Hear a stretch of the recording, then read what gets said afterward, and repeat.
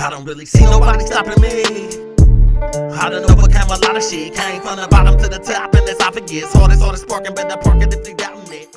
What's going on, YouTube world? Welcome back to TCR. I am Dolan, and this is Tactical CO2 Replicas. First off, let me start by saying happy 4th of July to everyone out there. I hope you guys stay safe, have a great time, and please crack a brew for me.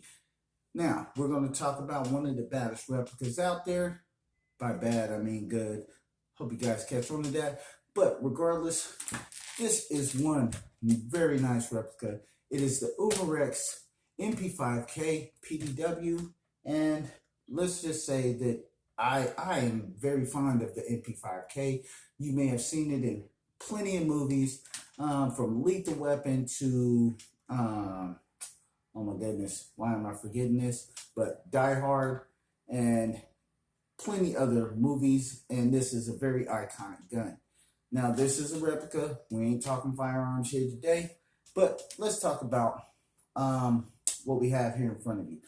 Now, as you can see, I have modified mine. You know me by now, and if you've watched any episodes, you know I have to modify my replicas and put them to my taste. Now, the original, I'll post a couple pictures right here. Here you go. It was very nice, and I loved it, but I had to do what I had to do. Let's talk about some specs, though. It is rated at 400 FPS, which is nothing to sneeze at, and that's a pretty nice plinker. It is a full dropout magazine, 40-round capacity. The CO2 does not house in this bad boy, which is very nice. The CO2 actually goes in the back and into this metal housing, which you remove this pin. It has 2 pins, but you only need to remove one to access the housing, excuse me. CO2 goes in here. Put your pin back in, take your folding buttstock, and tighten the screw. Very nice, okay? Now, it is blowback. The ejection port opens and closes with every shot and reciprocates. It has a metal charging handle, you know, the slap charging handle. It has a 3-prong front barrel, or what we would call that. It's not really a flash hider, but it is the barrel housing on the front. It has 3 prongs for your suppressor and whatnot you want to add to it. Had my finger on the trigger, excuse me for that.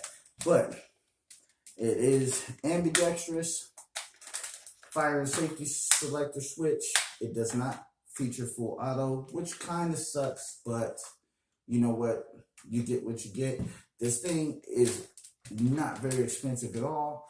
You can get it for about, I mean, under $100. Some websites are just over $100, but I mean, this thing is cheap and it is very nice. Now let's talk about some mods.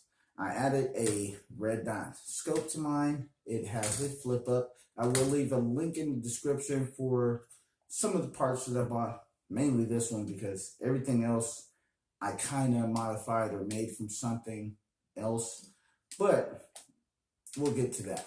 The red dot sight is pretty nice. It was 20 bucks, penny scope. You can't go wrong. It's a replica, so you don't really need to spend too much more than that to get the look that you want.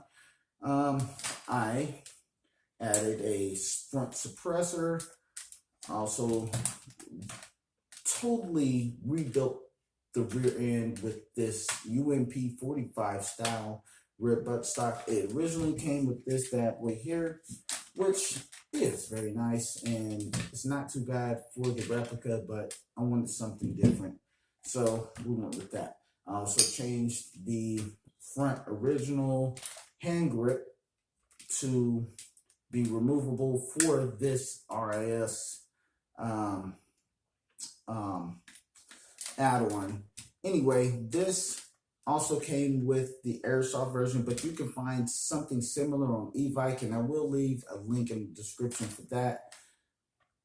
I mean, look at this right here.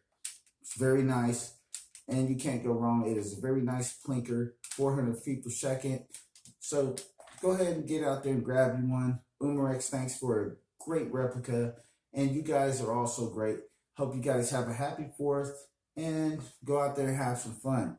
That's it for this episode, guys. I'm going to get out there and get to it. Have a great day, and thanks for joining Tactical CO2 Replicas. See you guys later. I don't really see nobody stopping me. I done overcame a lot of shit. Came from the bottom to the top, and it's obvious. Hardest